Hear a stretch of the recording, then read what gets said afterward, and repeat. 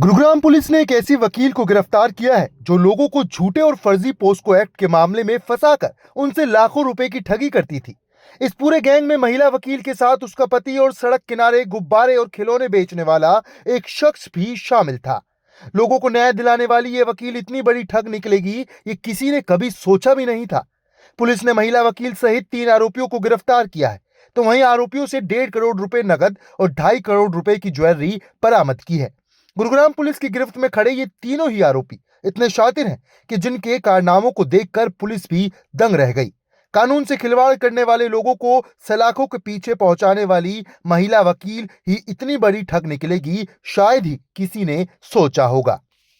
29 अक्टूबर 2025 हमें कंप्लेंट मिली एक नाबालिग बच्चे के साथ पॉक्सो एक्ट के केस से रिलेटेड। कंप्लेंट पे तुरंत मुकदमा दर्ज किया गया।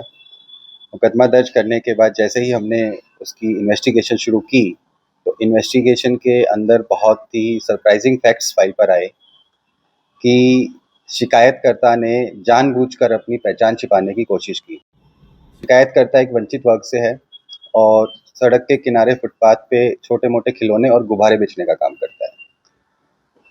बहुत तीव्रता से पुलिस ने काम किया। हमने शिकायत पर दिए गए नाम और नंबर को जब इन्वेस्टिगेशन के पर्पज से आइडेंटिफाई करने की कोशिश की तो पता चला कि शिकायतकर्ता ने जिस व्यक्ति की पहचान यूज की है वो फर्रुखाबाद यूपी का है और उसने साफ तौर पर मना किया कि यह शिकायत उसने नहीं दी।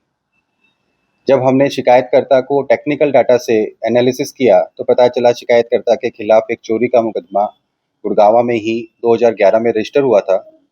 और फिर जो हमारा सेंट्रल रिपोजिटरी है उसके एनालिसिस से हमें पता चला कि ये नंबर पहले भी एक बार रेड फ्लैग हो चुका है, जो शिकायतकर्ता ने शिकायत पर लिख कर दिया था।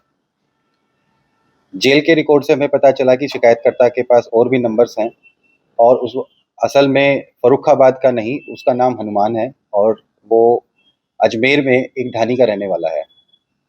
वहाँ जाकर तस्दीक की गई, जो उससे प्रूव हो गया कि जैसा हमने पता किया है वो सही है। उसके क्रिमिनल रिकॉर्ड को हमने एनालिसिस किया। उसके बाद एक लंबा डिजिटल ट्रेल चला।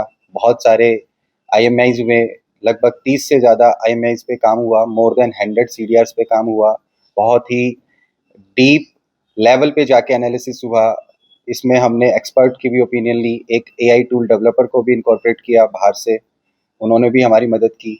And finally we were able to find out कि ये एक बहुत डीप रूटेड कॉन्स्पिरेसी है जो एक गुब्बारे वाले को सामने रखकर चलाई जा रही है। इस कॉन्स्पिरेसी के अंदर एक एडवोकेट, अभी हम उनकी डिग्री वेरीफाई करेंगे इसलिए इस विषय में मैं ज़्यादा नहीं कहना चाहूँगा, उसके वेरिफिकेशन के बाद ही कहा जाएगा, जिसका नाम गीतिका है। हमारे डिजिटल डाटा के एनालिसिस से पता चला कि सारी डॉट्स एक जगह जाके कनेक्ट होती हैं और कैसे एक गुब्बारे वाला भी वही फ़ोनों का प्रयोग करता है जिन फ़ोन्स को ये जो एडवोकेट है गीतिका, उनका पति और अन्य लोग कर रहे हैं, जो बहुत अजीब लगा। फिर हमें पता चला कि यहाँ बहुत अदर इंटरकनेक्टेड डॉट्स भी हैं और जिस जिस डॉट को हम जोड़ते गए उसमें दोनों में सिर्फ गीतिका और उसके पति हर्ष, इन्हीं को ही कॉमन सेंटर में पाया। और पता चला कि 3 हम एफआईआर अब तक रिकवर कर चुके हैं, आइडेंटिफाई कर चुके हैं, जिसमें जो अभी we have strong incriminating believes and evidences which will be investigating during the process, because you have created an SIT, that this advocate Geetika actually पहले एक मैरिटल डिस्प्यूट्स में जहां मैट्रिमोनियल डिस्कॉर्ड होते हैं उसमें पति की वकील बनती है। उसके बाद पति से सारी इंफॉर्मेशन लेके उसके बाद उसकी पत्नी की वकील बनती है और फिर उसके बाद झूठे पॉक्सो और रेप केसेस की कार्रवाई पति के खिलाफ करवाई जाती है।